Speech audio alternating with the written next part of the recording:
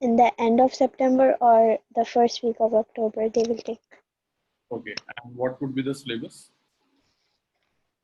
The syllabus will be like the second chapter Hmm. and the laws of motion. Hmm. And they taught us only vector part of that other chapter. Only vectors. Only the yeah, and now they started a new chapter. It's chapter work and energy. Okay, so we have started. We started with kinematics, right? So Yeah. done differentiation, integration, some numericals on differentiation and integration.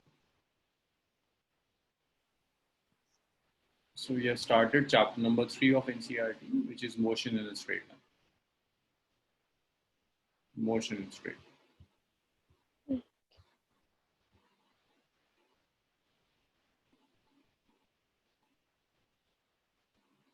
This motion in straight line starts with the concept of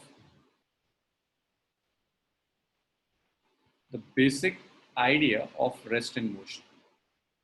Start with the basic concept of rest in motion.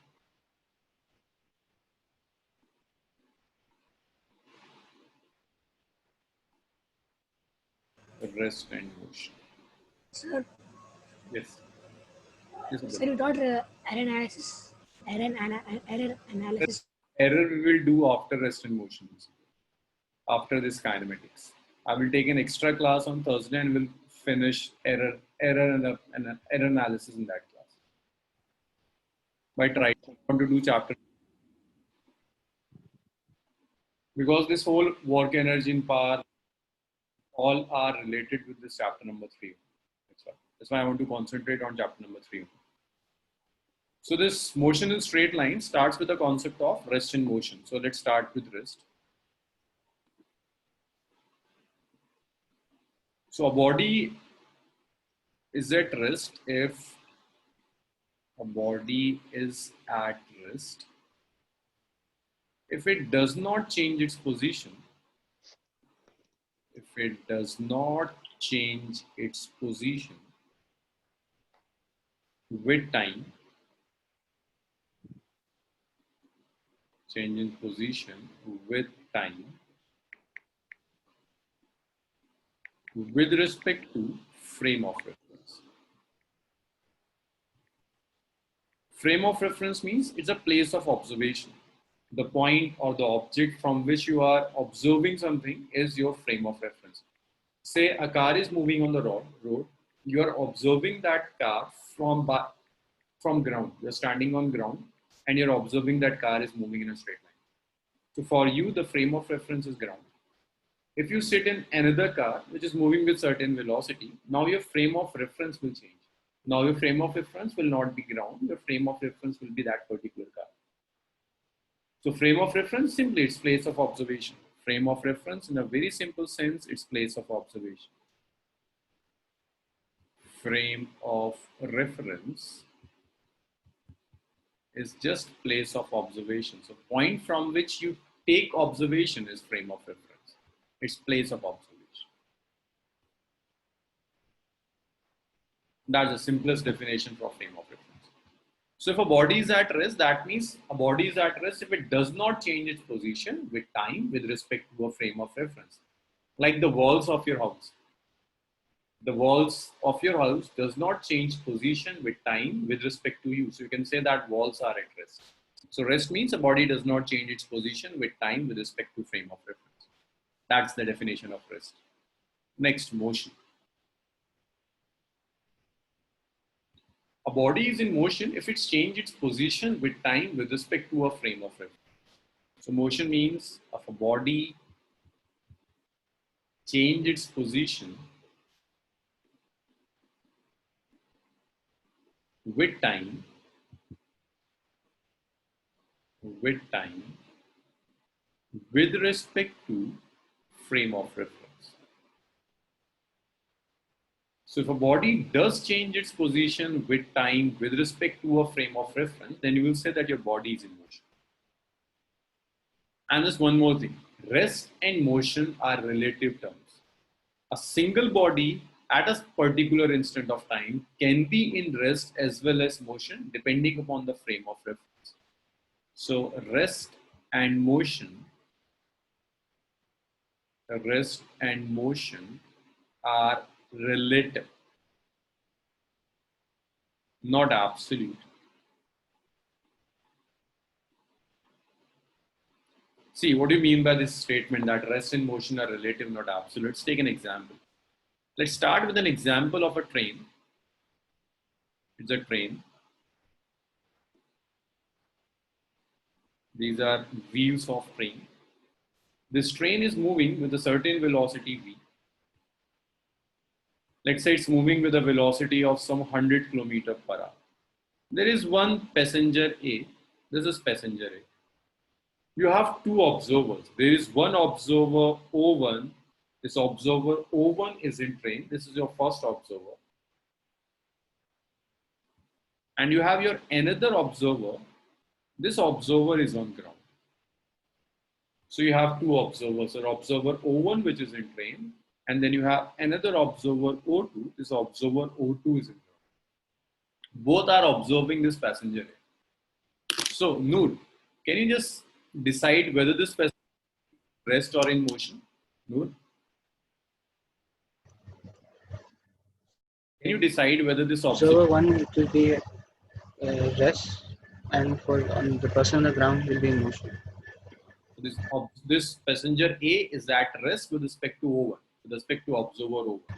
But with respect to observer O2, standing on the ground, this A is in motion. So this A is at rest as well as in motion depending upon the frame from which you are observing. That's why this frame of reference is important. That's why we say that rest and motion are relative, not absolute. If it were absolute, that means an object is at rest, will remain at rest irrespective of the point of observation. Whether you're observing this person from the ground, if it were absolute, if rest and motion were absolute, although it's not, but if it were absolute, then whether you observe it from ground or from train or from any other observer, they should remain at rest or in motion. But it's relative. So this A is at rest with respect to O1, and this A is in motion with respect to ground. That's why we say that the motion is not absolute, it's relative. So is it clear? Yes, sir. Okay. Yes, sir. Then we'll move on to the next topic. Abdul, it's your choice. If you want, you can leave. You have already done this chapter. But if you want to revise, you can continue in class.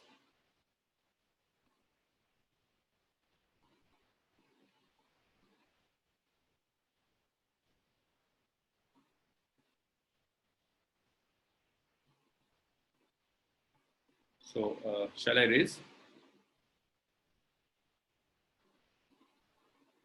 Yes, sir.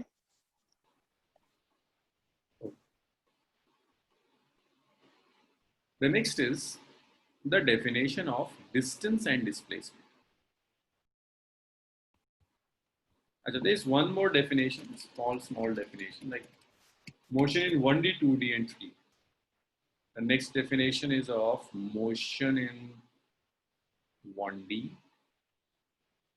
2D, and 3D. Motion in 1-dimensional, 2-dimensional, and 3-dimensional. So see what is 1D.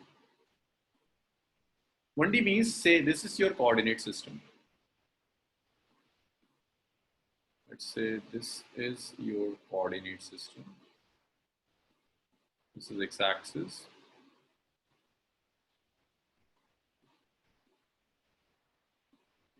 This is y-axis. And this is z-axis. X-axis, y-axis, and z-axis.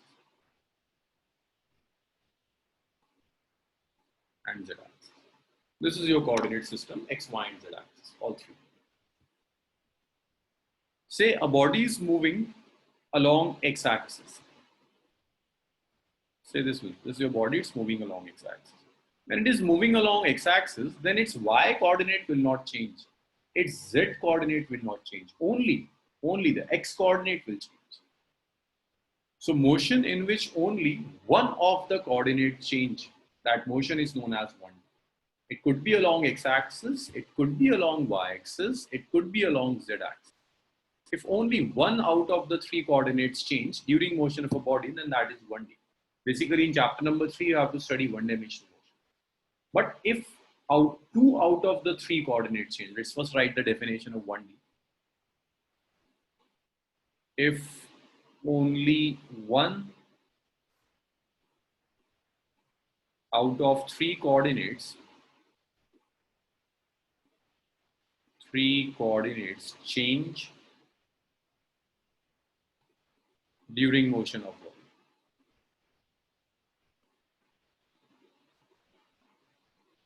So if only one out of the three coordinates change during motion of body, then you will say that your motion is one-dimensional.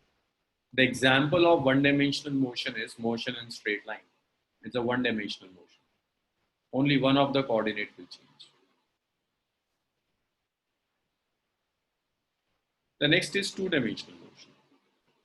If instead of one, all two coordinates change during the motion of a body. If two coordinates change. If two coordinates change during motion.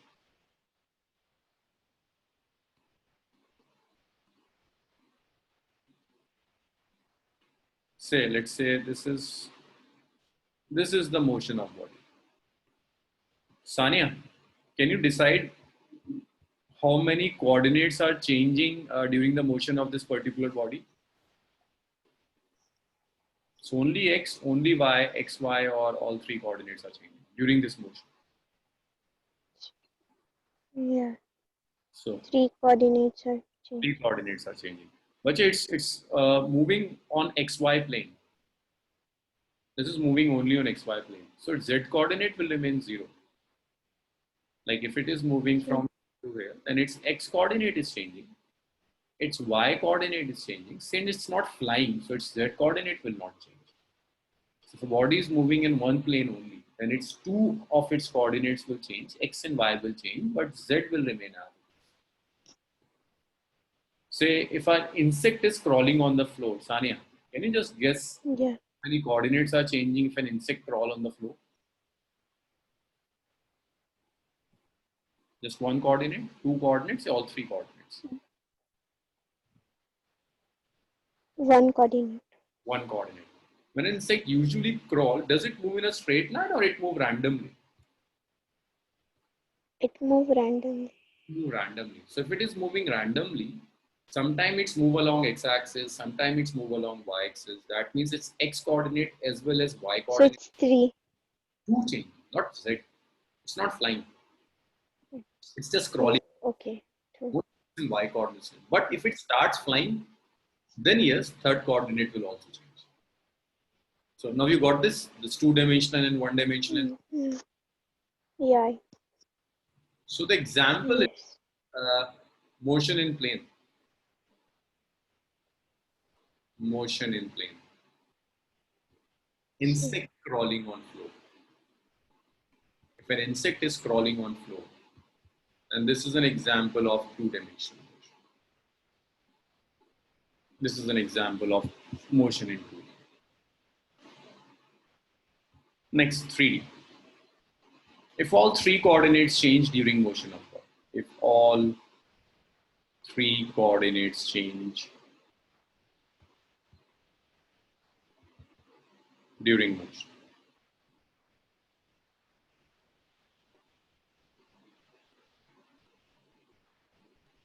then you will say that motion is three-dimensional. Fazil, can you give any example of three-dimensional motion? Fazil, any example of three-dimensional motion? Flying of bird. Flying of bird. If a bird is flying, all three coordinates are changing.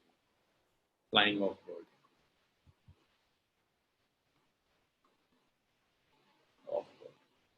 In NCRT, you will get example like motion of kite. Kite. Bird. The motion of kite is again three-dimensional motion. Is it clear? It's 1D, 2D, and 3D all. In chapter number, Yes, sir. concentrate on 1D. In chapter number 4, we will do two-dimensional motion. Okay, just please note it down and rub it.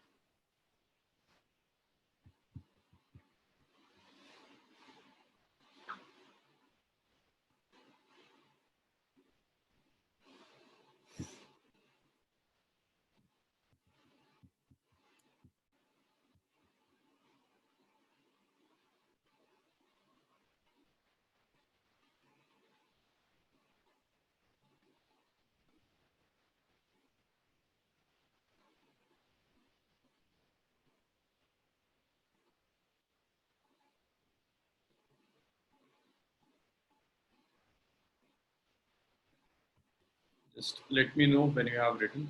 I'll rub it. Done, sir. Done, sir. So let's erase it. Next is the concept of distance and displacement. The next is the concept of distance and displacement.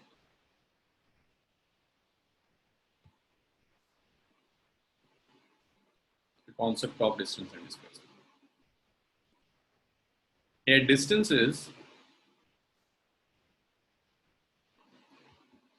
let's first start with the distance. Distance is the actual path covered by the body. Distance is actual path covered by the body.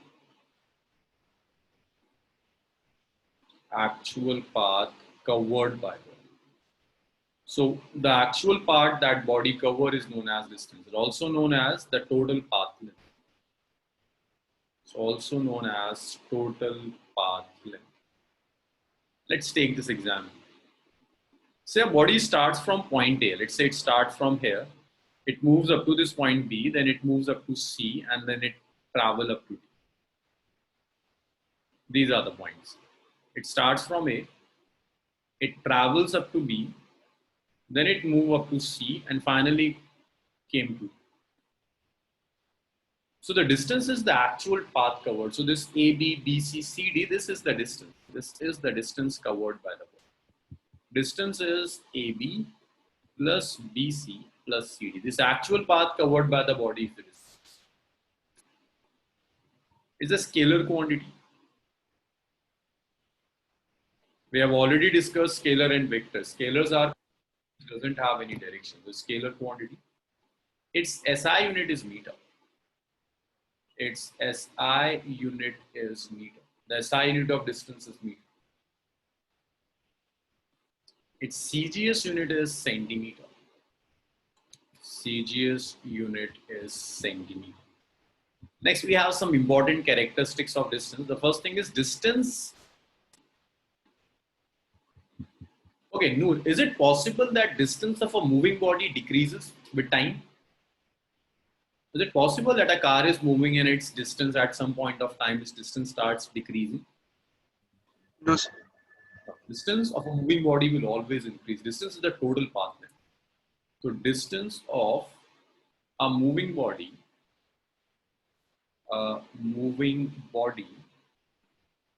will always increase. It never decreases. It never decreases. So these are two graphs which are given in NCERT. This is distance versus time. To distance versus time, or in the question it's given it's total path length. Total path length or distance are the same thing. It's total path length versus time graph. This is the nature of graph. Fazil, is this graph possible? Physically possible or not? Yes or no? Fazil, No, is sir. it physically possible or not? No, Why not? sir, because the distance can never decrease. It will always increase. Yes, so after a point of time, it starts decreasing. So distance can never decrease. So that's why this graph is not possible. It's not possible. It's not at all possible because distance is decreasing with time, which is not possible, not feasible. After total path length, and what about this graph? This is T, and this is again total path length. Sania, is it possible? Is this graph possible? Yes, sir. It's increasing. It's increasing, so it's possible. So that's the type of question you get over this property. The next is distance can never be negative. A distance of minus 2 meters doesn't make sense. So distance can be negative.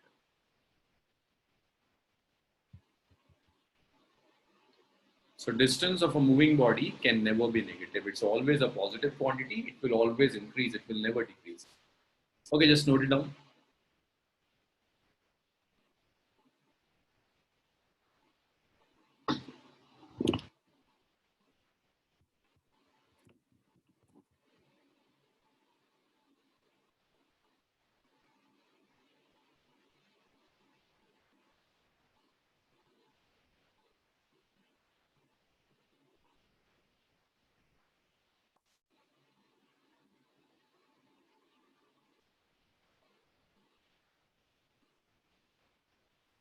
Done.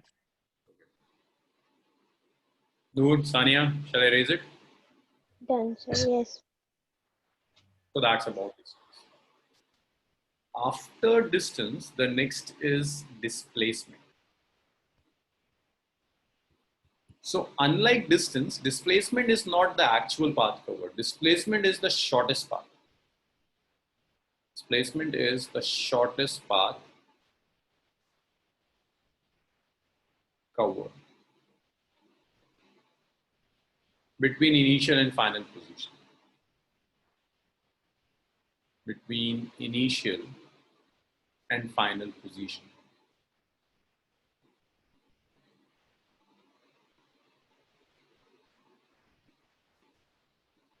So the shortest path covered by the body between initial and final position is known as displacement. Let's take the same example.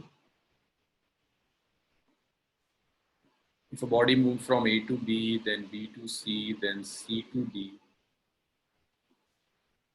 if it moves from A to B,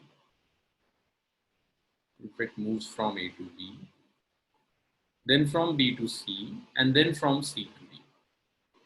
The shortest path is this. This is the shortest path covered by the body, and this shortest path is known as displacement. This is the displacement covered. So that is the shortest path covered by the body. So here displacement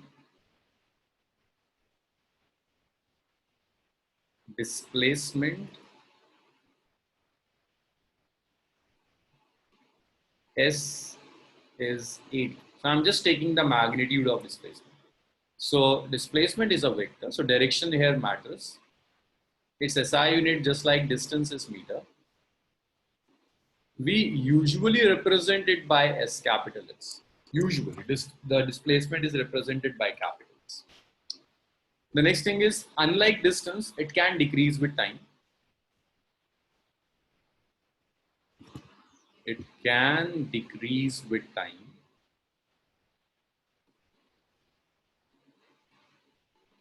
It can be positive or negative. It can be positive, negative, or zero. Okay, Noor, can you just suggest a physical situation where a body is moving but its total displacement is zero? An example where a body is moving but the total displacement is zero? Sir, a car starts its journey and ends in the same place. Yeah. If initial and final position are same, then total displacement is zero. If body return back to its initial position, if body return back to its initial position,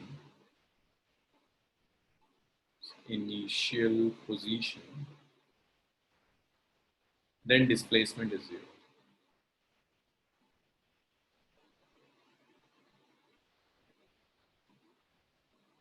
So if a body return back to its initial position, then you can say that its total displacement is zero.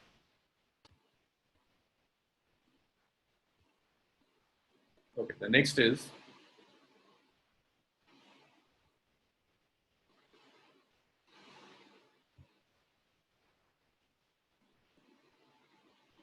if you are taking one-dimensional motion. In general, distance is the actual part, total path covered. Distance is greater than or equal to displacement. In straight line or in 1D motion, you can say that distance is equal to displacement. So if a body is moving in a straight line, then distance and displacement would be equal. Okay, just note it down. In general, distance is always greater than displacement, but if your motion is one-dimensional motion, distance and displacement are exactly equal.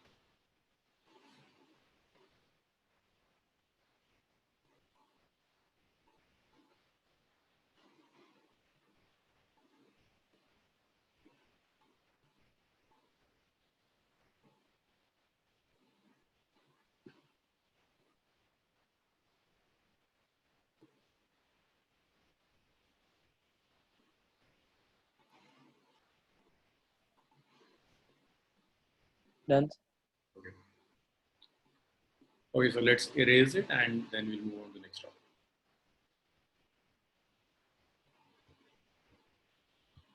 Okay, let's solve this numerical. This is based on distance and displacement. So that is circular track.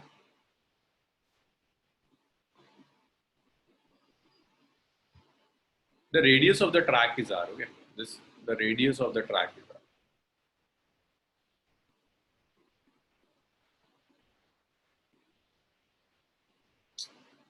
The radius of the track is R.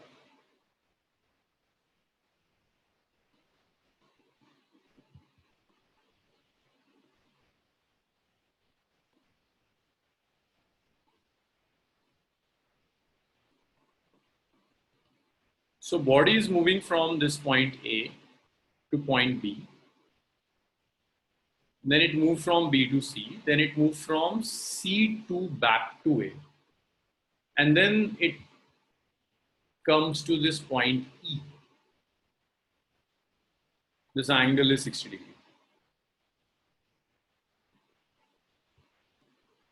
So body is moving on a circular track.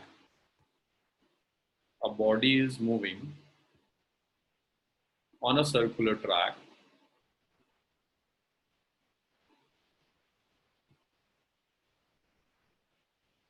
of radius R.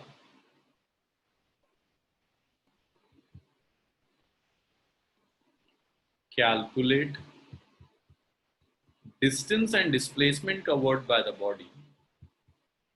Distance and displacement covered when, first part, it traveled from A to B. It traveled from A to B. Second part, it traveled from A to C. Third part, after one complete revolution,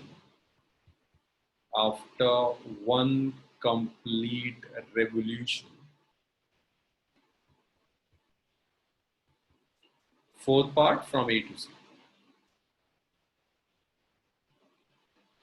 Okay, Sania, let's start with you. So the first part. So Sania, what is the distance traveled from A to B? We are considering motion from A to B. What is distance from A to B when a particle is moving on this circular track, Sania? A to A to B. Distance is this actual part, huh? This part. This is distance, A to B. A, Yes? AE plus EB. No. The radius is R. What is the circumference of the circle? 2 pi r. By R. From A to B, it's covering the complete circle or just 1/4? Half. Semicircle. A to B. It's not. It's 1/4, right? So it's total circumference divided by 4. Clear? Okay. From A to B, this is 1/4 circle, na? From A to B. So the total displacement, Yeah.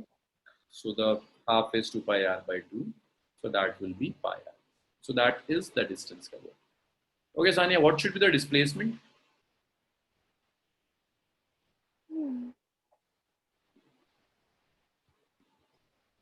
If it is moving from A to B, what should be the displacement?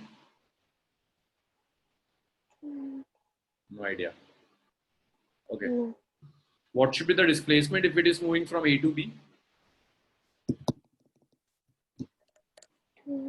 A to B, it will be R. Okay, no, let's start with displacement when it's moving from A to B.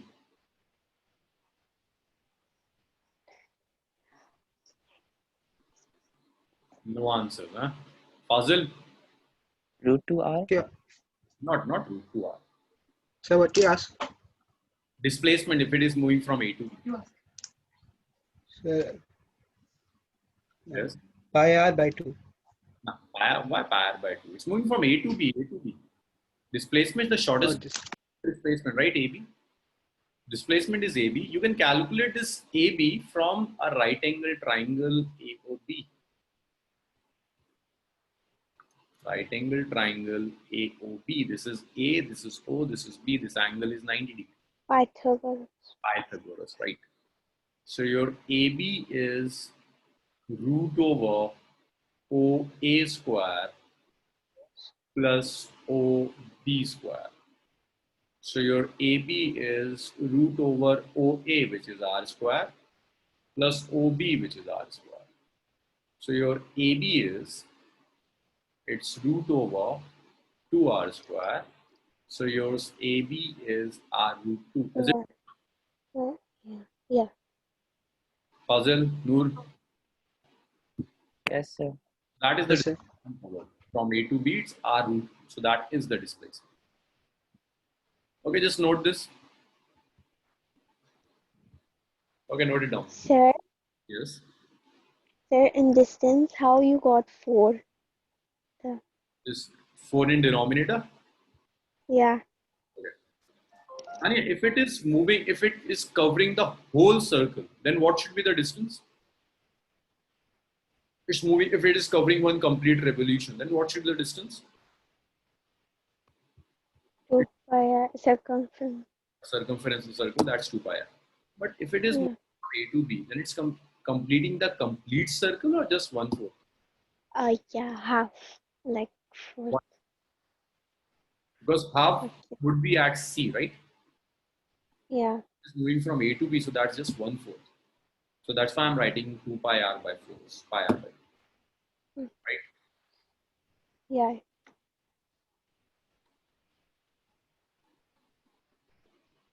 Just note it down, then we'll erase it and we'll move on to next part.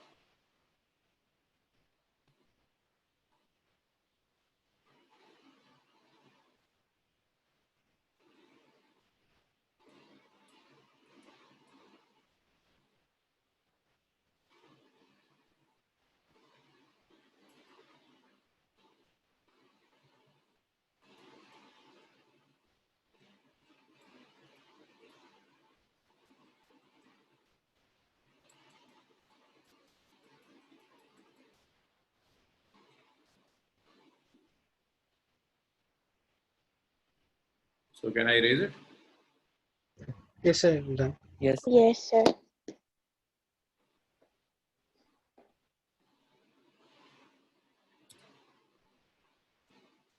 Okay, Fazil, now it's your turn. A to C, second part. Sir, the distance Yeah, this would be pi r. yes, it would be pi r. So distance will be simply half of circumference, 2 pi r by 2. So it's moving a semicircle. So it's pi r. And what about displacement, Fazil? Same pi r. No. Noor, what should be the displacement in this case? So it will be 2r, that is the diameter of the. Would be 2r. The displacement is the shortest path. A is the initial and C is the final. So the displacement is this, the shortest path. This is the displacement. The shortest path, that's 2r. This is the displacement covered by the body. Second part. Third part. After one complete revolution, that means A to A. After one complete revolution, distance is straight up. Distance will be 2 pi r only. If I say displacement, then displacement is the shortest path. That displacement would be 0. After one complete revolution, the total displacement covered by the body is 0. Distance will remain 2 pi r. Let's start with the fourth one. From A to E. When it is moving from A to E, yeah, I'm drawing this diagram again.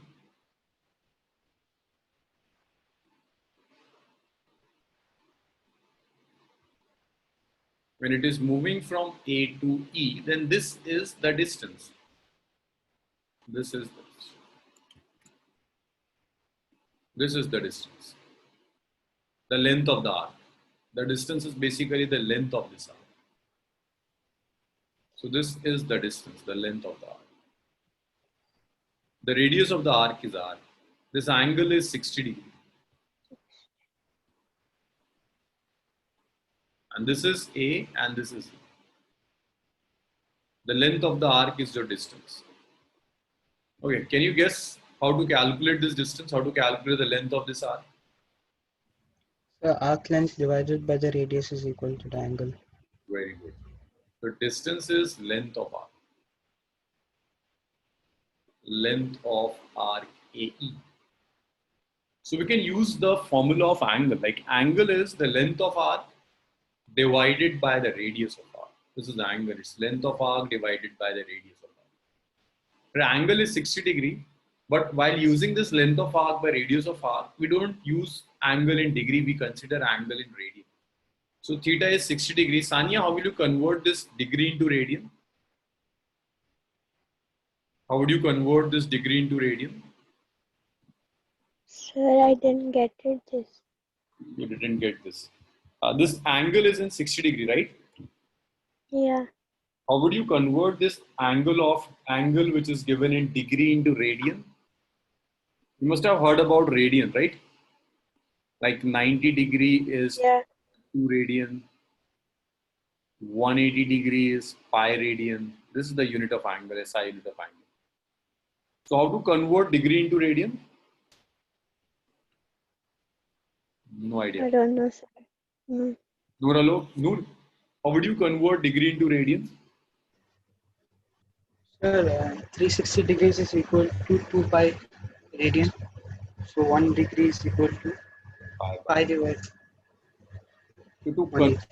convert to radian, simply multiply with pi by 180. Just to convert degree into radian, simply multiply with pi by 180. So it is simply pi by 3 radian. This is degree which is pi by 3 radian. So you can simply use theta is L by R. Theta is length of arc divided by radius of arc. So the length of arc is theta into r. So the length of arc is theta. Theta is pi by 3. Radius of arc is r. So this is your distance, pi by 3r. Is it clear? Yes, it's clear. While using this relation that angle is length of arc divided by radius of arc, always consider your angle in radian. Never take angle in degree. Sania, it's clear? Sir, like we have to study this pi by 180. You have maths, Sania? No. That's the issue. See, this 180 degree, if you convert this 180 degree into radian, this 180 degree is pi radian. That's the relation between degree and pi. 180 degree exactly equal to pi radian. So 1 degree would be pi by 180. 180. That's the simple relation. What about 2 degree, Sania? If 1 degree is pi by 180, then how much is 2 degree? Pi by 2 degree. It would be 2 pi by 180, right? If 1 degree is pi by 180, then 2 degree, it's unitary method. No? It's 2 into pi by 180, right? Oh, okay. What about 3 degree? 3. It will be 60 degree. 6. 3 into pi by 180, right? Pi. So 1 degree is pi by 180. Mm. So whatever the degree you have multiplied with pi by 180, simple unitary method. What about 10 degree? How do you convert 10 degree into radian? 10. 10 degree into radian. Right. If 1 degree is pi, Yeah. Right. it's 10 degree.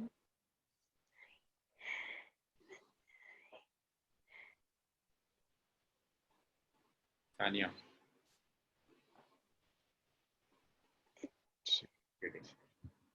1 by 20. 20. No. Right. See. Okay, let's do it. Meanwhile, Fazin and Noor just try to calculate displacement. See, Sania, this is the definition. It's simply unitary method. 180 degrees pi radian. Okay, just tell me if cost of one ball is 5 rupees. Then what about the cost of 10 balls? Sania, if 10 rupees. 10 rupees. Cost of one ball is 5, then 10 ball is 10. Yeah. Or it could be 50. 50, yeah, 50, sorry. Okay, this is how we do marketing in Bahrain. Huh? 50. So, what about the cost of 20 balls? Each is how much? Like, One ball is 5. What about 20? sir will plus and will get.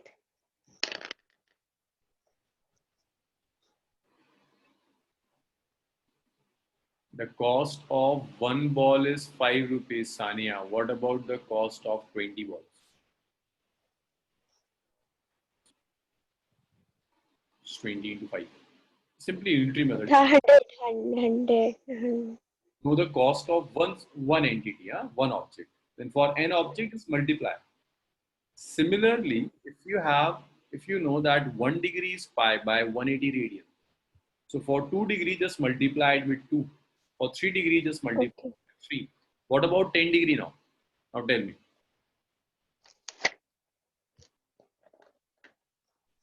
1 degree is pi by 180, Sania. So how much is 10 degree? So we'll divide 10 by 180 or multiply. And multiply it. If you have the cost of 1, then for 10, just multiply it. And what about It 60? will be, what's it? And what about 60 degree? If I ask you to convert 60 degree into radian, then what will you do?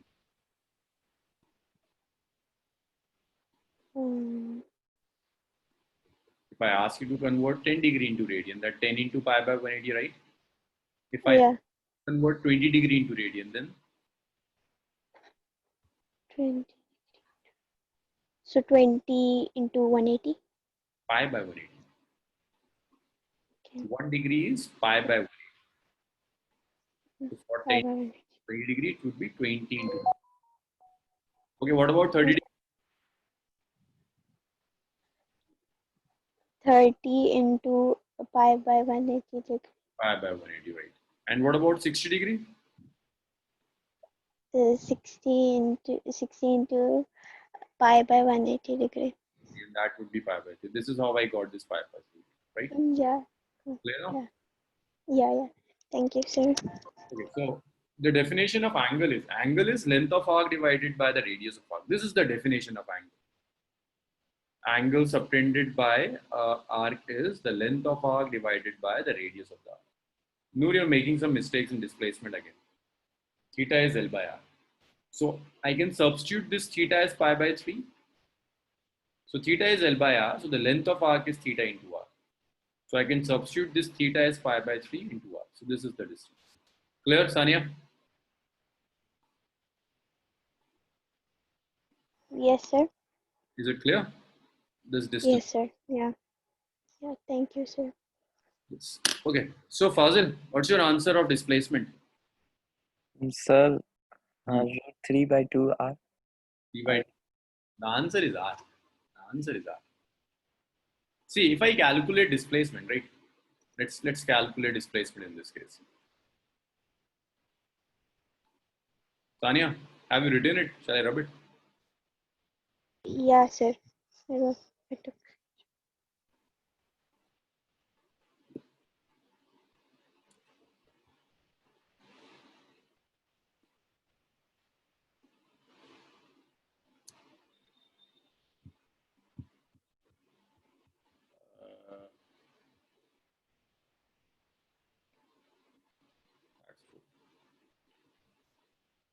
This is your triangle. This side, this side. This is A.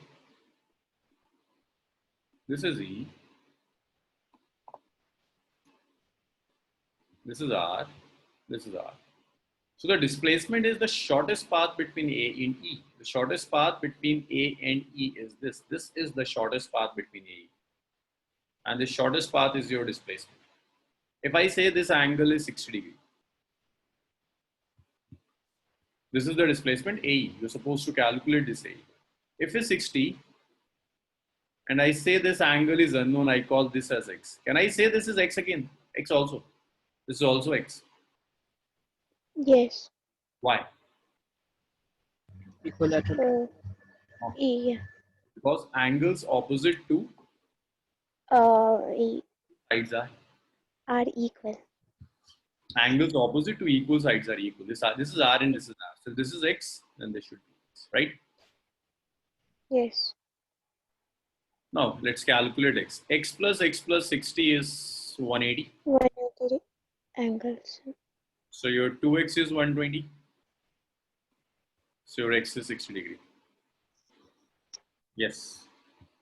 So this x is 60. This is again 60. So can I say that triangle is equilateral?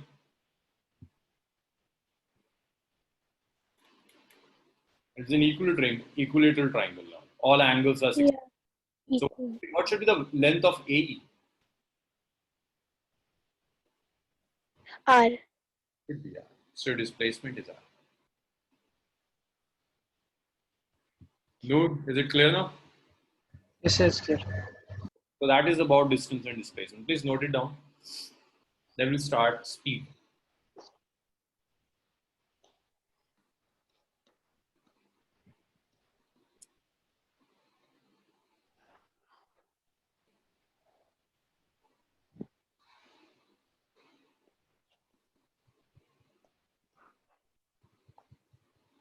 We'll try to finish this chapter by the end of this week.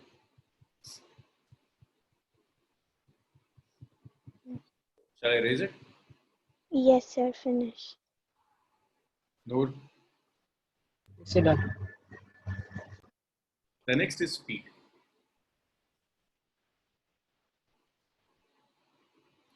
Speed is the ratio of distance and time.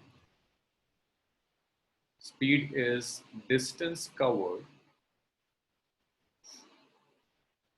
in unit time. So the distance covered in unit time is speed. So the basic formula of speed is, it is the ratio of distance covered and time taken. This ratio of distance and time is speed. Just like distance is scalar, so the ratio of distance and time is a scalar quantity. Its SI unit is meter per second. Per second. Yeah. Its CGS unit is And centimeter. mm, Sometimes in numerical, you may need to convert this kilometer per hour into meter per second. Usually, you 18 by have to convert this 5 by per hour into meter per second. So let's see how to convert kilometer per hour into meter per second. Per hour means it's 1 kilometer by 1 hour, right? If I'm saying it's kilometer per hour, that means it's 1 kilometer divided by 1 hour. Now convert kilometer into meter. 1 kilometer is 1000 meters. Convert this hour into seconds, so that's 3600 seconds. So these two zeros will cancel these two zeros. These two zeros will cancel these two zeros. This is 25 and this is 80. So you can directly say that 1 kilometer per hour is 5 by 18 meter per second. So this is how we convert kilometer per hour into meter per second. Just multiply it with 5 by 18. For example, say you have a velocity of 36 kilometer per hour. So to convert 36 kilometer per hour into meter per second, 5. multiply it with 5 by 18. Okay. So that's 10 meter per second. 10 meter per second. So this is the velocity, 10 meter per second. Okay, the next is, so the scalar SI unit meter per second, CGS is centimeter per second. Now, types of speed.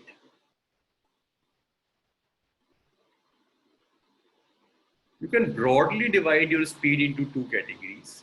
Your speed can be uniform or it can be non-uniform.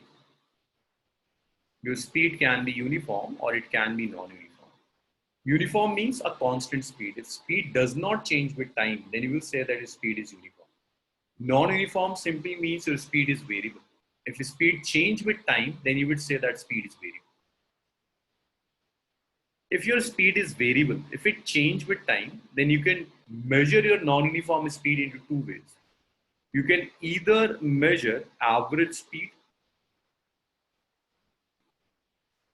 or you can measure instantaneous speed. We have already completed this instantaneous speed while doing integration and differentiation. The major portion of chapter number 3, instantaneous speed, that we have already covered while doing differentiation and integration. Just note it down, then see uniform and non-uniform speeds in details.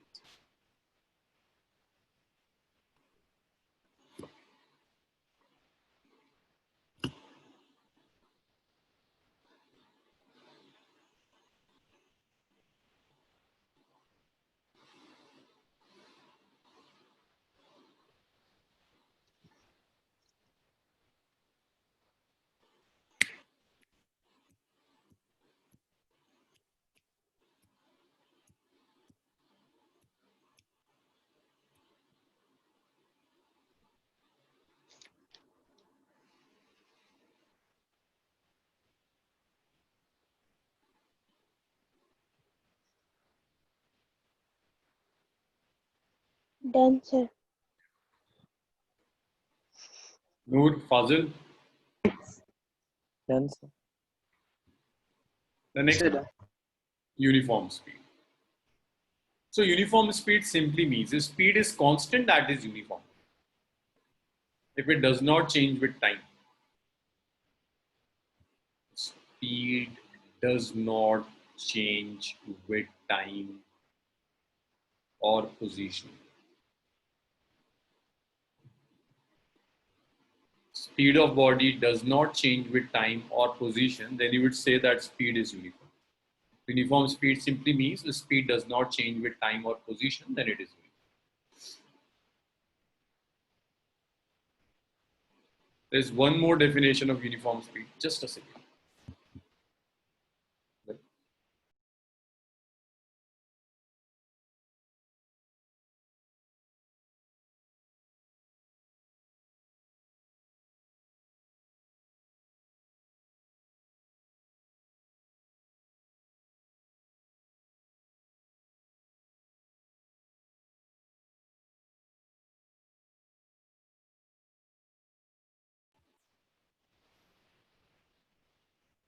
In strict mathematics, uniform and constant are different quantities. Usually, constant means, in principle, constant means independent of time.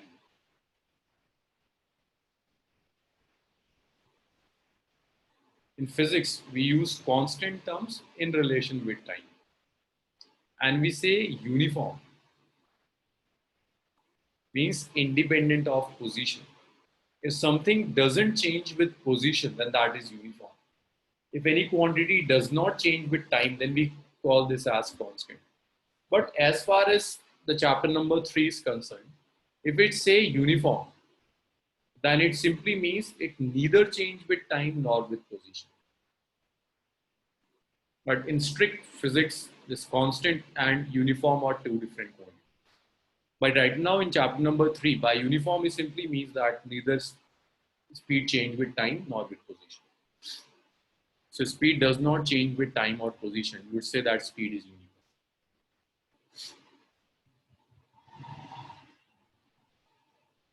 There's one more definition of uniform speed. It is the ratio of, or you can say that if body cover equal distance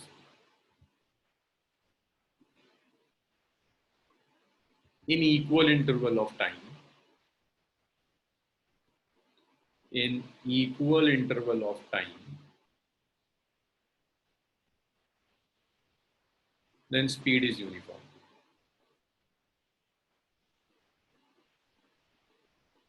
If body cover equal distance in equal interval of time, then we'll say that speed is uniform. That's basically uniform speed. For example, it's a body move from A to B and then it moves from B to C. At A, time instant is 0. When it reached B, time instant is 2 seconds. When it's reached C, time instant is 4 seconds. A to B displacement is 4 meter and B to C again distance is 4 meter. So if I consider speed in the interval from A to B, distance is 4 meter, time is 2 seconds. So it's 4 by 2, which is 2 meter per second. If I calculate V2, B to C distance is 4 meter and time is again 2 seconds. 2 seconds to 4 seconds is 2 seconds. So this is V2. So what, if body covers equal distance in equal interval of time, then you will say that speed is uniform. Now, non-uniform speed. Non-uniform speed. So non-uniform speed simply means a variable speed. If the speed change with time, then it is non-uniform. So non-uniform simply means variable speed.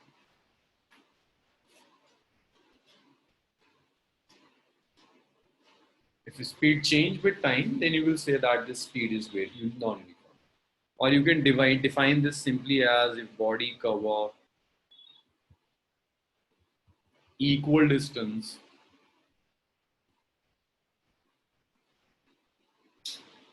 in an equal interval of time,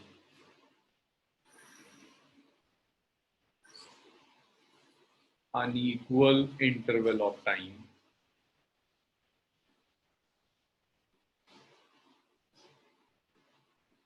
or unequal distance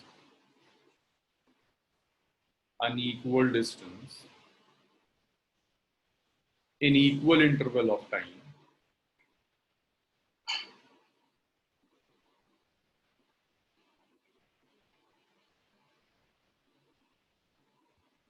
then its speed is non-uniform. So you can guess from here only. If distance is 4 and 4, I say that time is 3 seconds here, 6 seconds here, then speed will change. Now, if your speed is non-uniform, then you can measure this non-uniform speed into two ways. You can either measure the average or you can measure instantaneous. Just note it down, then we'll study that difference between average or instantaneous.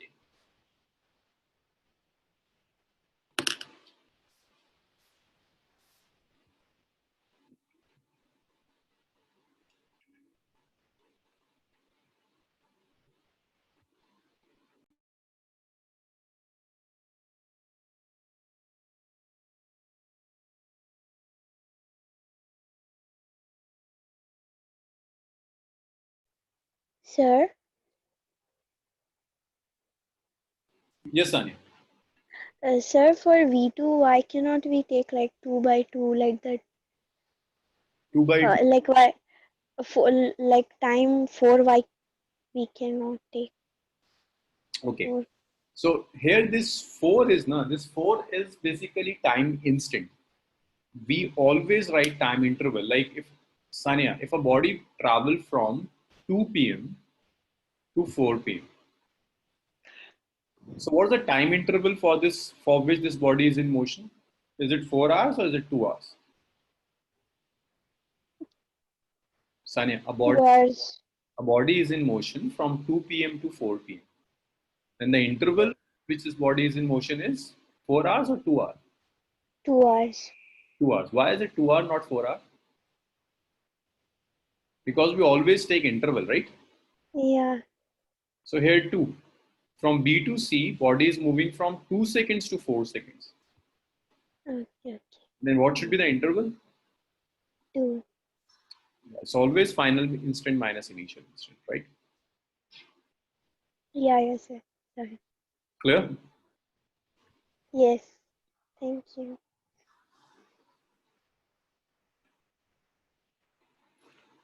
So can I erase it? Yes, sir. Yes, sir. So before moving towards average speed and instantaneous speed, let's, through an example, first understand the difference between the average and instantaneous speed. Before moving further, let's through an example, just understand the physical difference between the average and instantaneous. Let's say a body starts from point A. It starts at 12 p.m. It travels up to B. It's 1 p.m. At A, its speed is, say, it's 30 kilometer per hour. Means at 12 p.m. its speed is 30 kilometer per hour. At 1 p.m. its speed is 40 kilometer per hour. Then it move up to C, and the time is, say, 4 p.m. now. Its speed is 60 kilometer per hour. And then it travels up to the final point D. The time is 5 p.m. and here the speed is 70 kilometer per hour. Or let's say it stopped at D, so speed is 0. The total distance that the car had traveled is, say, some 100 kilometers.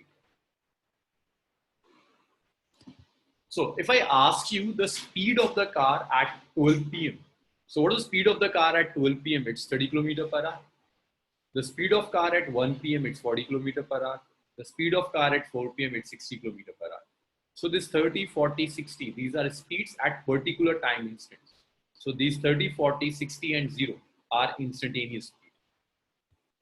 So 30 kilometer per hour is speed at 12 p.m. You have a particular time instant. Like at exactly 12 p.m. the speed of car is 30 kilometer per hour. The speed of car is 40 kilometer per hour at 1 p.m. Speed of car is 60 kilometer per hour at 4 p.m. So these all speeds are instantaneous because you are calculating speed at a particular instant of time. So these all are examples of instantaneous speeds. Even 0 at 6 p.m. that's instantaneous. But if I ask you to calculate the average speed with which the car travels from A to D, so then that average speed would be, for average, we always take the ratio of total distance covered by the car and the total time taken. Remember, average is not the mean of individual speeds. No, average is total distance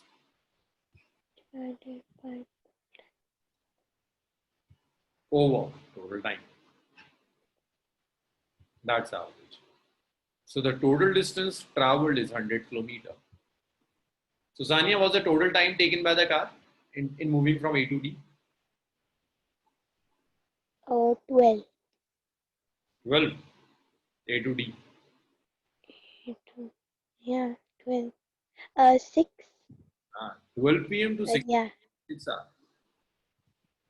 Yeah. From 12 p.m. to 6 p.m. it's 6 hours.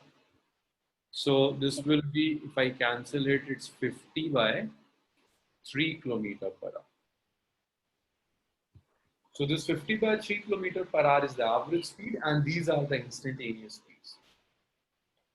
So are you getting the difference between both quantities, instantaneous and average?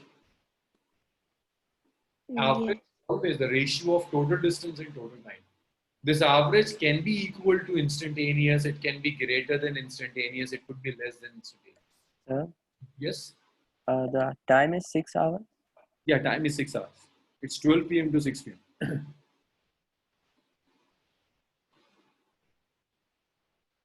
Right? 6 hours, no? Yes.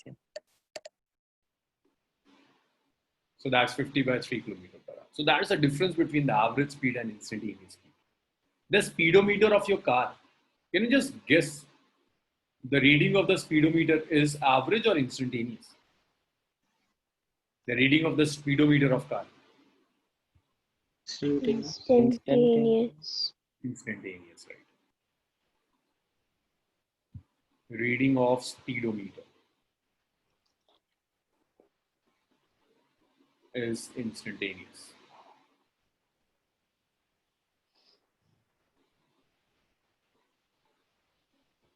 Okay, just note it down.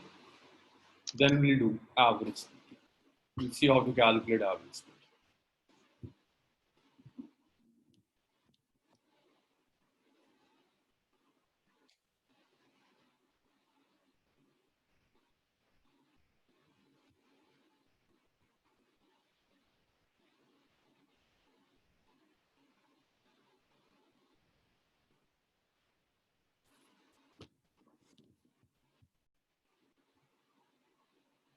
So can I erase it? Yes, Yes, sir. sir. After average and instantaneous speed, the next is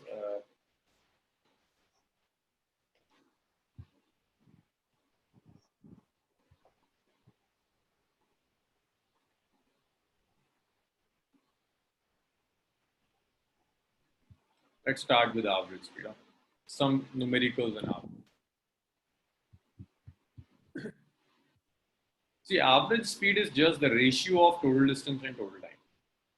The formula of average speed is it is the ratio of total distance over total time. That's the average.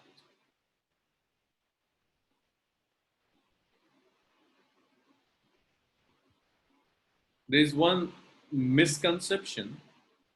Average speed is not equal to mean of individual speeds. We usually calculate average as we just add the quantities and divide it by the total number of quantities. But the average speed is not always equal to V1 plus V2 by 2. V average is equal to V1 plus V2 by 2 only if acceleration is 0. Average speed is equal to mean of individual speeds only if acceleration is 0. Otherwise, it's not true in general. So, sir, the time interval is same. The time interval is same, yes. If acceleration is 0, then time interval is same. Then you can say that average speed is mean of individual speeds. Otherwise, your average is not equal to the mean of individual. We will always solve problems on average speed as the ratio of total distance and total. See, let's see some examples of this. A body starts from A to B. Its speed is V1 here. It travels from B to C. Its speed is V2 here. The time interval here is T1. The time interval here is T2. To calculate average speed, you need distance from A to B, then distance from B to C divided by total time, time taken from A to B plus time taken from B to C. So Fazil, what should be the distance from A to B? Only speed and time are given. VT, Sorry, VT, VT, right? Distance is speed into time, V1, T1. V1, Tanya, what about SBC, distance from B to C? V2 by T2. T2. And what about the total time? T1 plus T2. T1 plus T2. If I say that T1 is equal to T2, if I say that both the time intervals are equal, T1 is equal to T2, then your V average will be it's V1 T, it's V2 T1 by T1 plus T1. So V average is it's V1 T1 plus V2 T1 by 2. So see, it's not equal to mean of individual speeds, right? You're having time. But if both the time interval are equal means acceleration is 0. If time interval are equal, then see, you can take that this T1 as common and you are left with V1 plus V2 over 2T. This T1 will cancel this T1 and your V average is now V1 plus 2. So it's equal to mean of individual speeds only if T1, both the time intervals are equal. That's why I'm saying that for average speed, always use this relation. It's ratio of total distance and total time. Don't make this mistake that this average speed is V1 plus V2 by 2. It's true only if your speeds are equal. Sorry, your time interval are equal or acceleration is here. Is it clear? Yes, sir. Okay, this is Yes, sir. some numericals on it.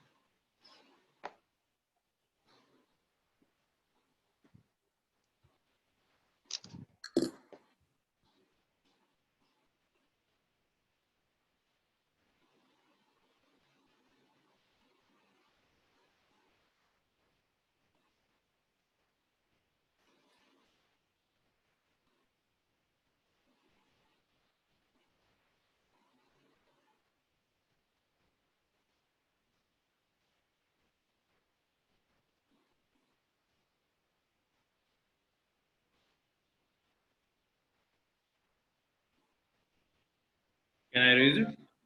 Yes, sir.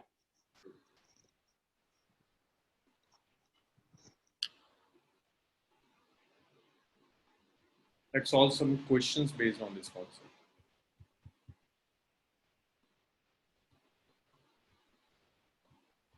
So a body cover. First, let's start with an easy one.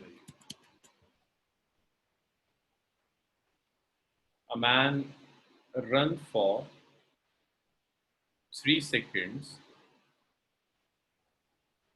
with speed of 10 meter per second, and then for 5 seconds with speed of 15 meter per second. Calculate its average speed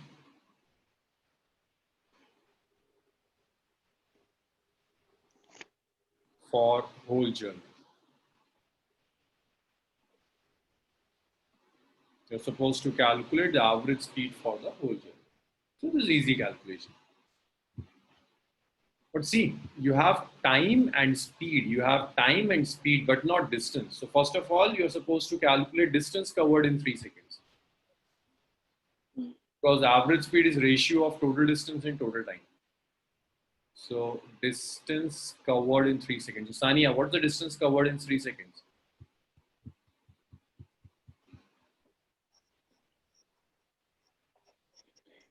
Hun- uh,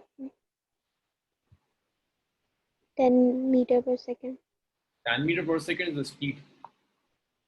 If it is moving with a speed of 10 meter per second, then how much distance will it cover in 3 seconds? Distance is speed into time, right? 10.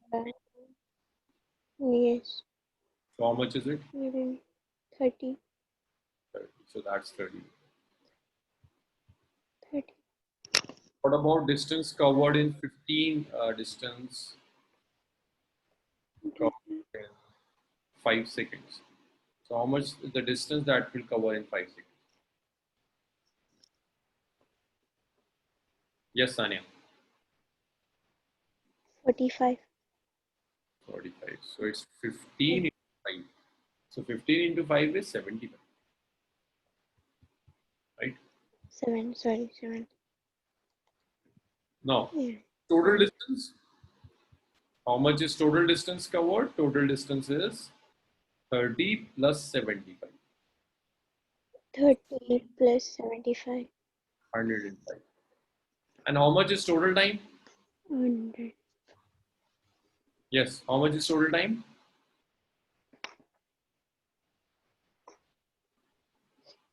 8.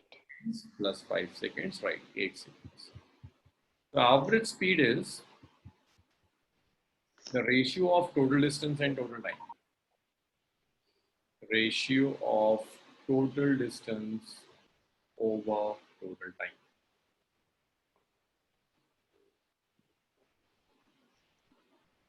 So total distance is 105 meter. Total time is 8 seconds. So 105 by 8 meters. This is the average speed. It's 105 by 8 meter per second. Clear?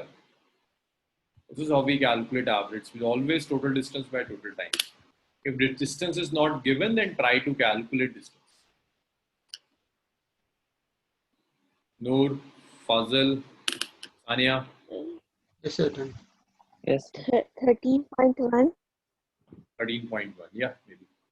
So it's 8 ones are 8, 25, 8, 3s are 24. 13.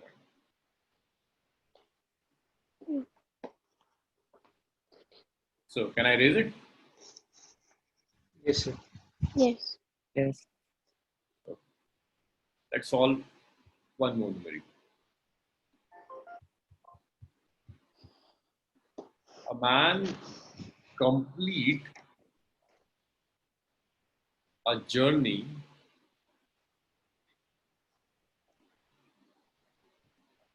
in 3 equal parts with speed V1, V2 and V3. Calculate average speed for the complete journey. Average speed for complete journey.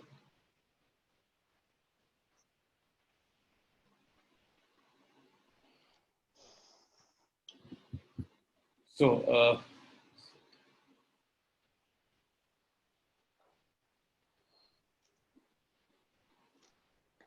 about a man is traveling from A to B. The total distance is X. He completes this journey into three parts: A to B, B to C, and then C to D, in three equal parts. So each of the equal part will be X by 3, X by 3, X by 3. In the first part, speed is V1. In the second part, speed is V2. In the third part, speed is V3. Just calculate the average. V3. But your answer should be in terms of V1, V2, and V3 only. There should not be any X. X is something which I am assuming. 0 we will take. No. Let's total distance is X.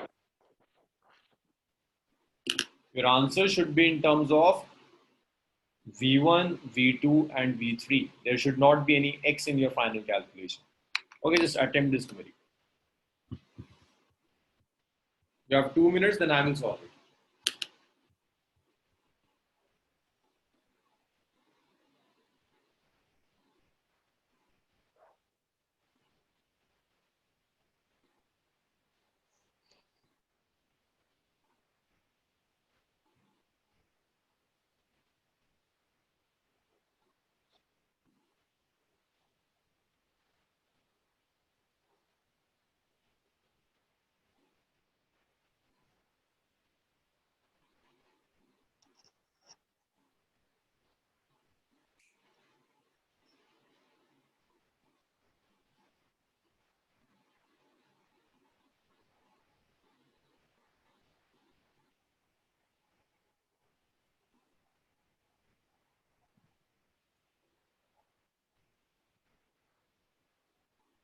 Answers.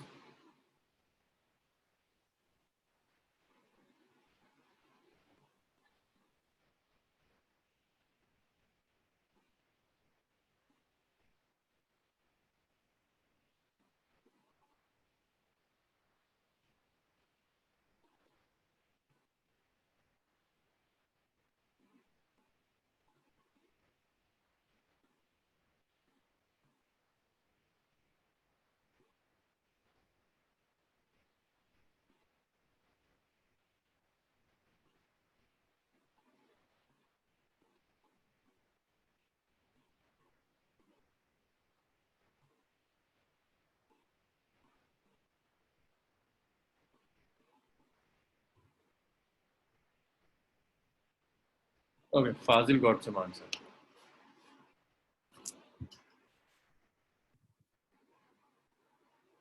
So Noor and Sania, are you still trying or should I solve it? Still trying. Trying. And Sania, you? Trying.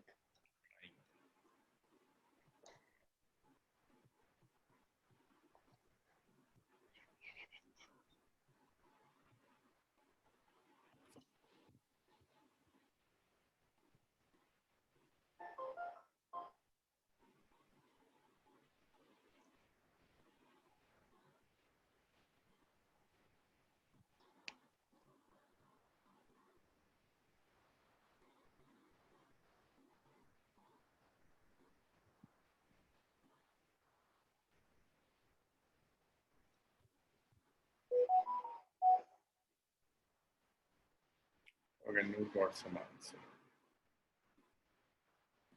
So I'm solving it now. So A to B distance is X by 3.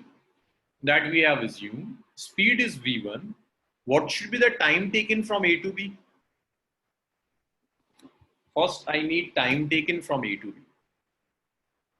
I need to calculate time taken to travel from A to B. A.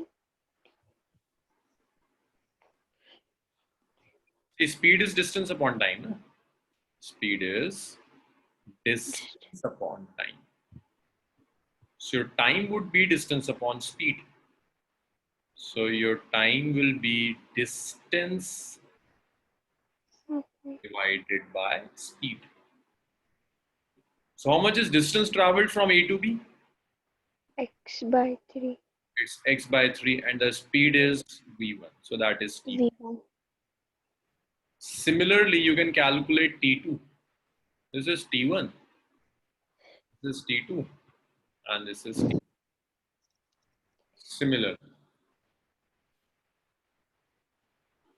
So t2 will be its x by 3 X by over v2. And t3 will be x by 3 over v3. V3. So average speed is total distance over total time.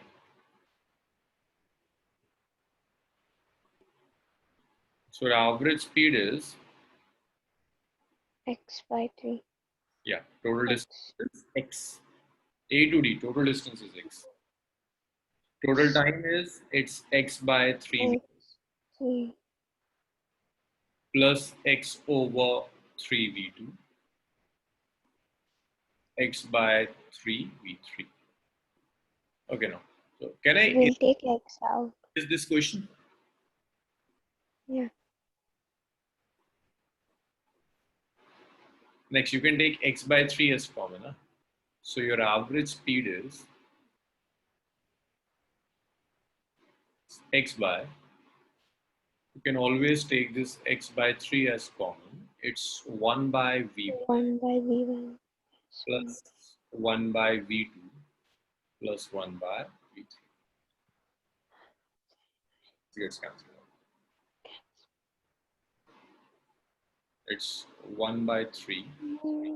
LCM is v1, v2, v3. So if you divide v1 by v1, you are left with v2, v3. v2 will cancel this v2. This is v1, v3. Okay. v3 will cancel this v3. This is v1, v2. So you can take this 3v1, v2, v3 in the numerator. So it comes out to be 3 v1, v2, v3 over v2, v3 plus v1, v3 plus v1, v2. So this is the average speed. So it's always equal to total distance over total time. It's not given. You will first assume distance, then you will convert your time in terms of distance. Clear? Noor, Fazil, Yes. Yes, sir. just note it down. Then we'll do instantaneous speed. And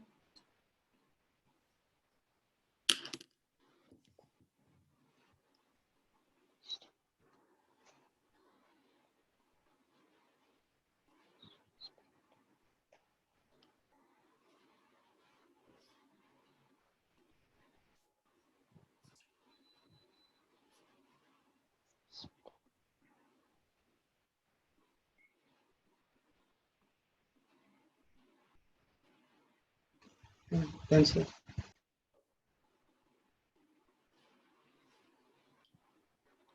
okay. Sania, done? Yes, sir. Done. Yeah. So that was about average speed.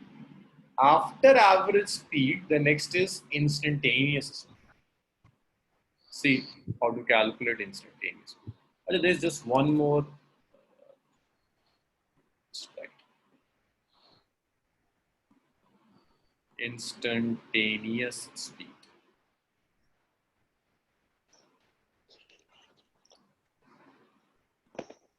So you all know that instantaneous speed is speed at a particular instant of time.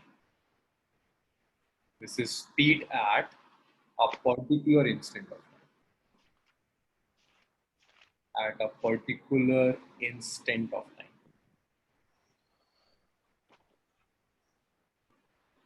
So speed at a particular instant of time is known as instantaneous speed. Now we have to derive the mathematical formula for instantaneous speed. See, at some time instant t1, your particle is at position x1. At time instant t2, your particle is at position x2. So x1 is position of particle, position at time instant t1. At time instant t1, the position of particle is x1. Then x2, this is position at time instant t2. At time instant t2, the position of the particle is x2. Take position like coordinates. It's like this is origin, this is x1, and this is x2. Say x1 is 3 meter and x2 is 6 meter, or x2 is 10 meter. Can you calculate distance traveled from x1 to x2? It would be 10 meter or something else. It will be 7 meters. It's an open question for all. It's 7 meters. 7 meter, right? So the displacement covered is 7. So distance is always change in position. Position means coordinates. Distance is final position minus initial position. So x2 is position at time instant t2. Then in time interval, delta t is time interval. It's time interval.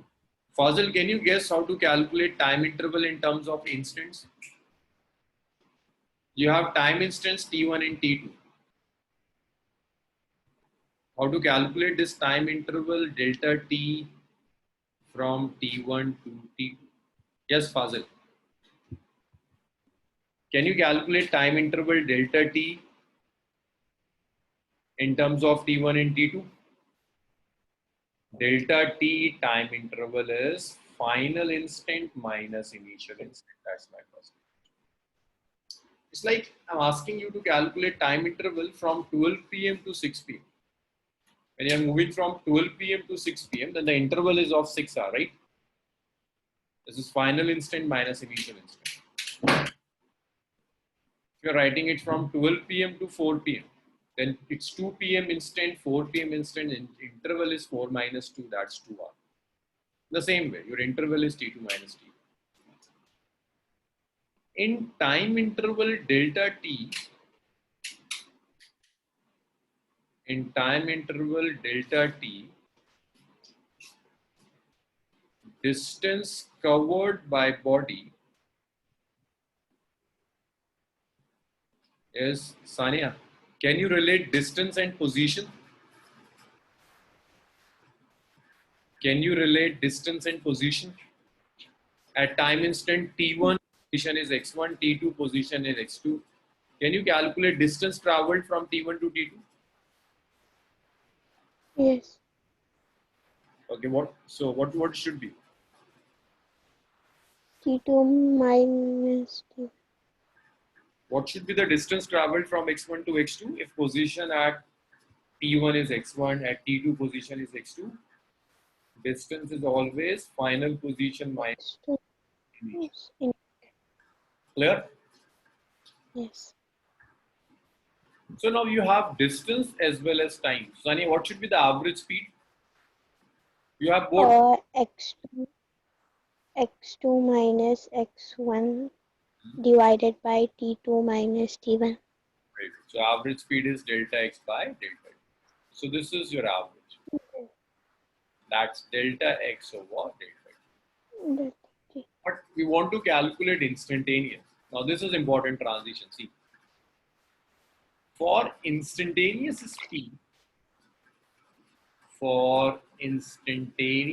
speed, we always shrink the time interval. Here the time interval is delta t. So for instantaneous speed, we will shrink this delta t time. And we will write this as, for instantaneous speed, v is limit delta t tends to 0, delta x over delta t. So for instantaneous speed, we just shrink the time interval. Delta t tends to 0 means I'm just shrinking the time interval, making it very, very small. When you shrink it, you can write your delta as dx over dt. And dx over dt means it's difference Distance by time. with respect to time. And we have solved numericals on this concept. Numericals on this concept. So for average speed, you can divide distance and time. But for instantaneous speed, you will differentiate your position with respect to time. Time. Clear? Yes, sir. Puzzle? Noor? Yes, sir. Yes. Okay, just note it down.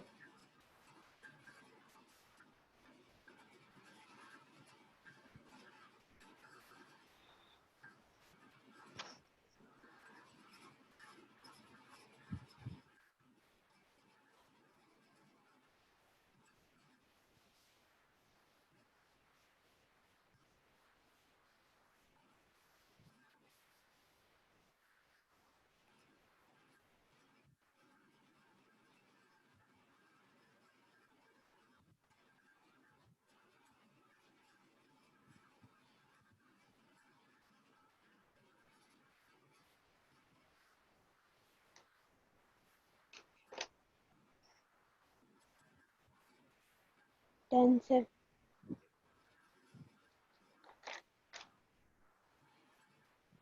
Puzzle? Done? Yes, sir. Let's solve a very simple numerical on this concept. Position of a body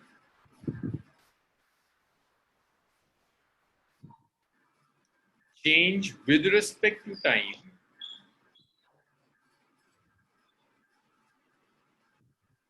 as this is it. This is 3t square plus 2t plus 1 meter.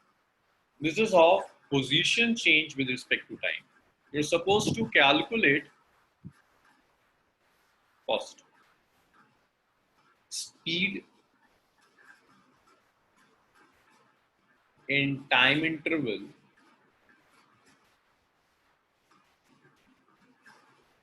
0 to 2 seconds. Second, speed at t equal to 2 seconds. At 2 seconds. Noor, can you guess in the first part, in time interval 0 to 2 seconds, the speed would be average or it would be instantaneous? It will be average. It would be average. If you have time interval, that means your speed is average. This is an average speed. And in the second part, instant is given at 2 seconds. That means your speed would be instantaneous. Your speed would be instantaneous. In the first part, it's average. In the second part, it would be instantaneous. First part. For average speed, you can calculate your average speed as its ratio of delta x and delta t. This is your average speed. Delta x means final position minus initial position by final instant minus initial instant. Here, it is you're calculating speed from 0 to 2 seconds. That means your initial instant is 2 seconds. Your final instant T2 is 2 seconds. So to calculate x1, just substitute t 0 instead of t. So this will be 3 into 0 square plus 2 into 0 plus 1. So your x1 is 1 meter. Similarly, to calculate x2, you can write this as x2 is 3 into 2 square plus 2 into 2 plus 1. So yours x2 is it's 4, 3, 12, 12, 4, 16, 1, 7. Is it clear? X1 and x2? Yes. This which is valid for all instant of time. To calculate position at t equal to 0, simply substitute 0 instead of t. To calculate position at t equal to 2 substitute t equal to 2. So your average speed comes out to be 17 minus 1 by 2 minus 0, which is 16 by 2, which is 8 meter per second. That's average.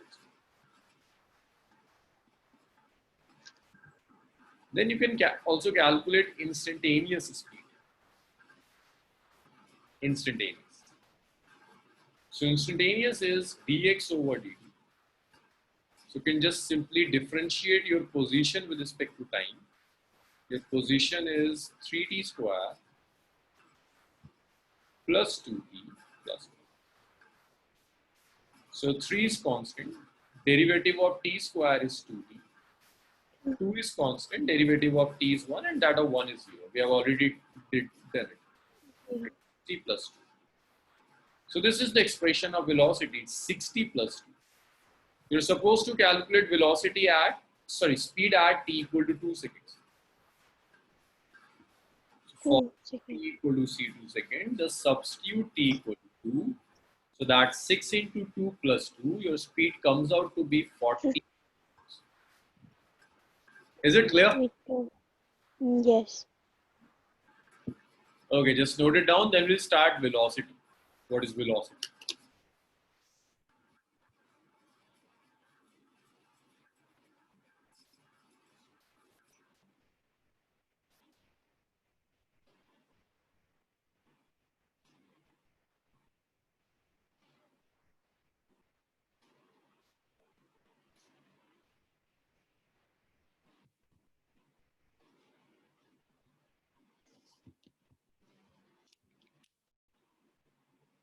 So that was all about speed, average speed and instantaneous speed. The next topic is velocity. Let's start.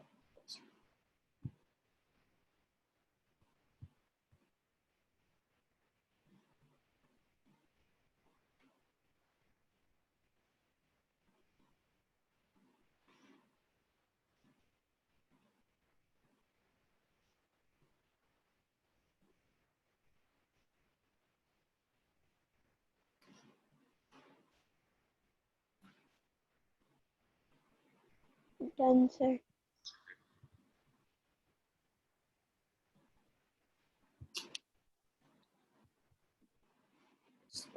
So that was about speed, average speed and instantaneous speed. The next is velocity. Velocity is just same as that of speed, very minor differences. Velocity is the ratio of displacement and time. Ratio of displacement and time. It's a vector quantity. Vector. SI unit, meter per second. It's same as that of speed. CGS is centimeter per second. Same conversion of kilometer per hour to meter per second. I'm not writing it again. In straight line motion, not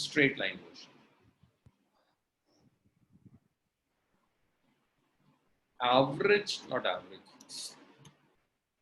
speed is the magnitude of velocity. Speed and velocity have same magnitudes. Because in 1D, distance and displacements are equal, so speed and velocities are equal. The next is type of velocity. So the only difference between speed and velocity is that of direction. Velocity is a vector, it have direction. So the difference in the calculation of speed and velocity comes through direction, through this direction. Next, see types of speed. The same construction. Sorry, not speed, it's types of velocity. So velocity could be uniform or it could be non-uniform. Velocity could be uniform or it could be non-uniform. If your velocity is non-uniform, then you can measure it as an average velocity or you can measure as an instantaneous velocity. You can measure this as average or as instantaneous. Okay, just note it down. You'll see in details the uniform and non-uniform velocity.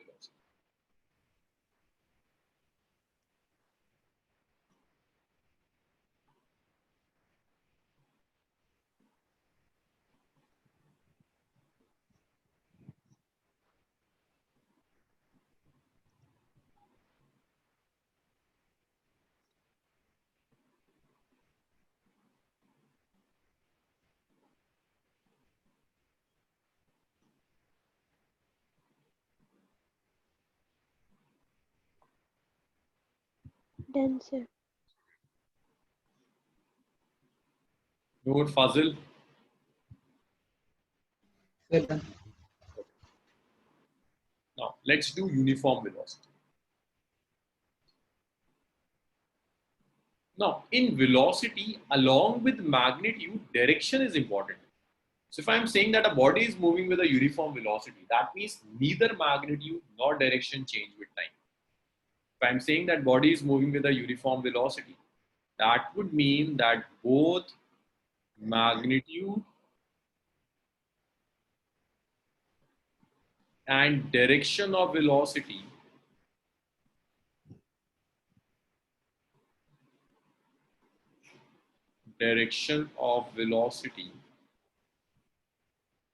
remains or does not change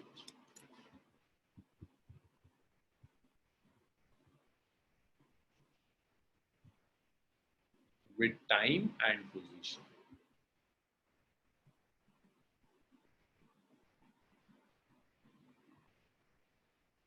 For example, say if a body is moving in a straight line, if this is 20 meter per second, this is again 20 meter per second. Both magnitude and direction of velocity are same. That means your velocity is uniform. There's one more definition of uniform velocity, and that says if body cover equal displacement, if body cover equal displacement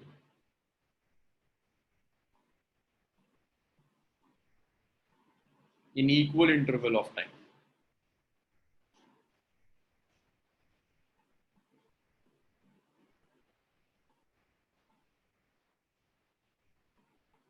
So if a body cover equal displacement in equal interval of time, then its velocity is uniform.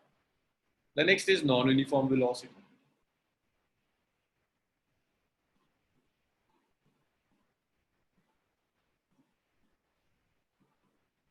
Non-uniform velocity.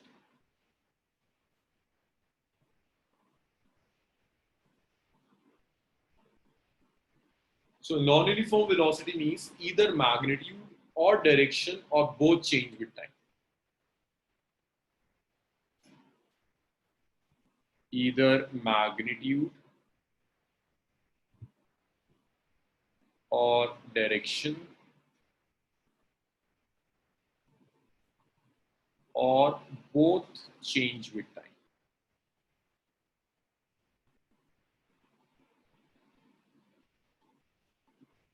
With time or position. Then your velocity is non-uniform. For example, Noor, is it uniform or non-uniform? This example, this is 20 meter per second and this is 30 meter per second. Is it an example of uniform velocity or non-uniform? Noor Alok. Non-uniform because it's changing with time. It's changing its magnitude with time, right? Yes, sir. Tania, this is 20 meter per second and this is 20 meter per second. Is it an example of uniform or non-uniform velocity? This one. Average. It's an example of uniform velocity or non-uniform velocity.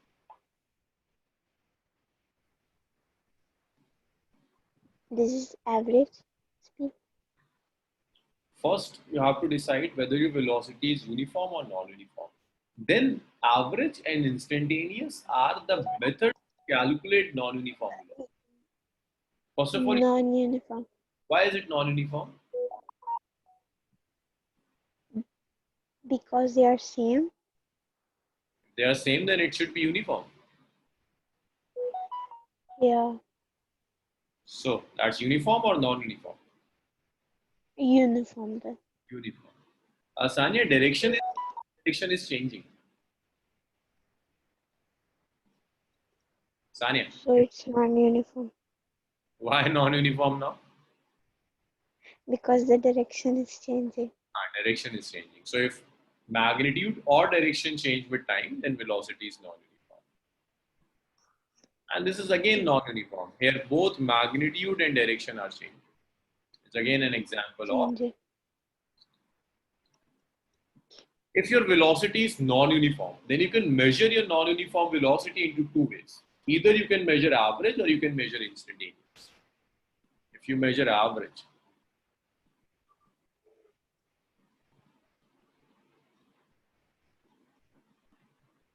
average velocity. Average velocity, just like speed, it's ratio of total displacement over total time. Total displacement over total time.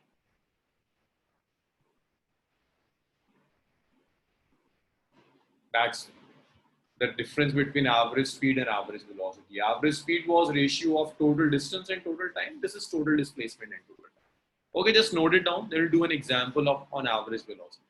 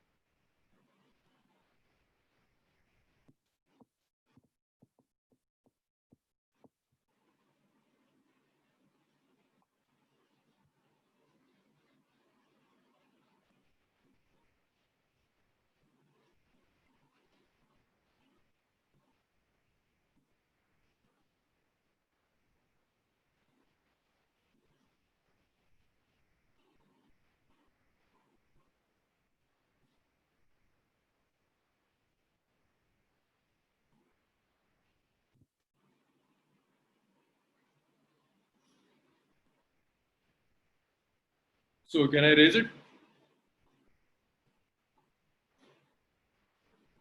Yes, sir.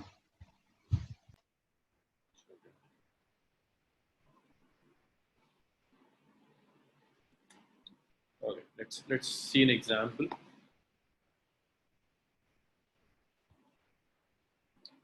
See, usually average speed and average velocities have same values. But let's solve one question where average speed and average velocity could be different.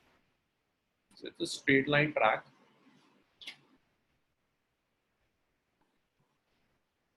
A body travels from A to B, B to C, and then back to D.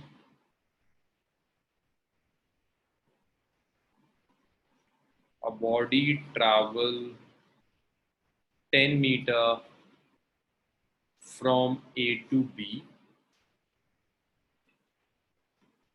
then 5 meter from B to D, not B to D, not 5, 25 meter from B to C,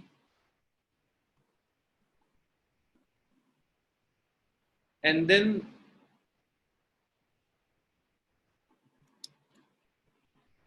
5 meter from C to D in opposite direction.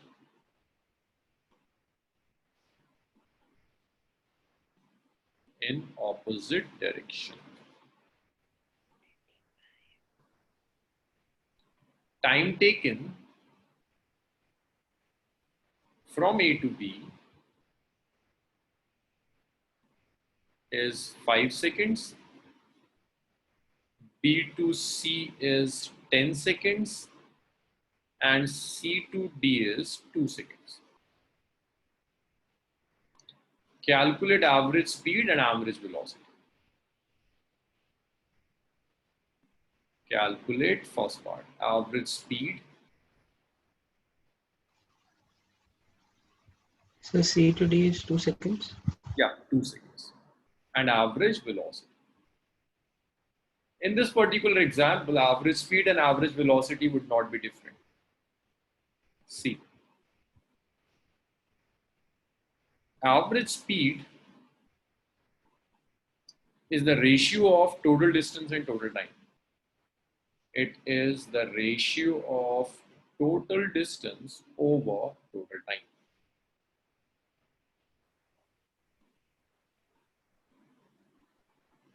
So the total distance here is A to B. The total distance is 20, distance from 25. and plus distance from B to C plus distance from C to D divided by time taken from A to B plus time taken from B to C plus Oops. from C. So A to B is 10, B to C is 25, Mm, C to D is 5. 25. Time is 5 seconds plus 10 seconds plus 2 seconds. So that's 40 by 12 meter per second, right? Yes. Okay, 10. now calculate average velocity. 17, right? 17, 40 by 17.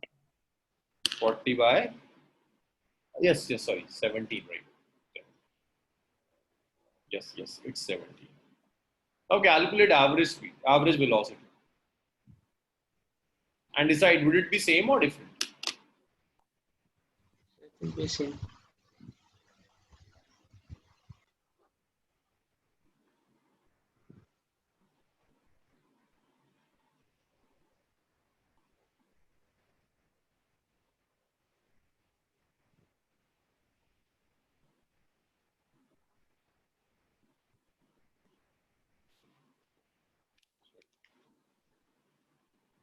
It will remain same.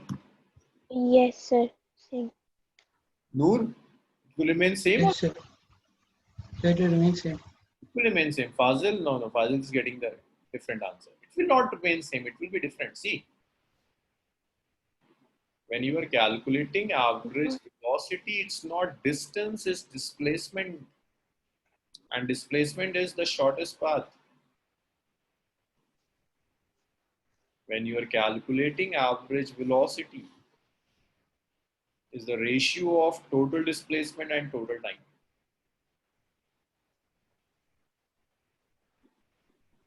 Total displacement over total time. Total displacement is displacement from, and when you are adding displacement, use sign convention. Take one direction as positive and the opposite will comes out to be negative. From A to B, the displacement is 10 meter. From B to C, it's 25 meter. When we is coming back to D, this is 5 meter, it would be negative. So displacement will be 10 plus 25 minus 2. Because displacement is not the actual part, it's the shortest part. While calculating displacement, always use sign convention. Take one of the direction as positive and the opposite one should be negative. Minus 5. Sania and Noor, is it clear or not? Yes, sir, it's clear. Sania? No. Yes. Yes or no? Yes. Okay. So if you are moving to the right hand side, then consider this direction as positive and the opposite one would be negative. So it's 10 plus 25 minus 5. But time will not get subtract. It's full 10 plus 2 plus 6. So this is 30 by 17 meter per second. That's the average velocity. So it's clear. While calculating average velocity, always keep in mind that you have to consider one direction as positive. The body is coming in opposite direction, then that will become negative.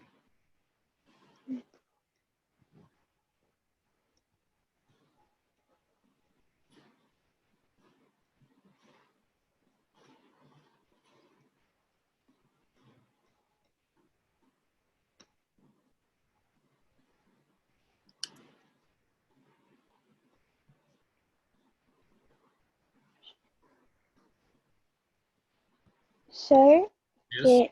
can you show the questions picture? 1 second. Question picture again. Yeah. Just note it down. I'll do move backwards. Then this Yeah. Okay.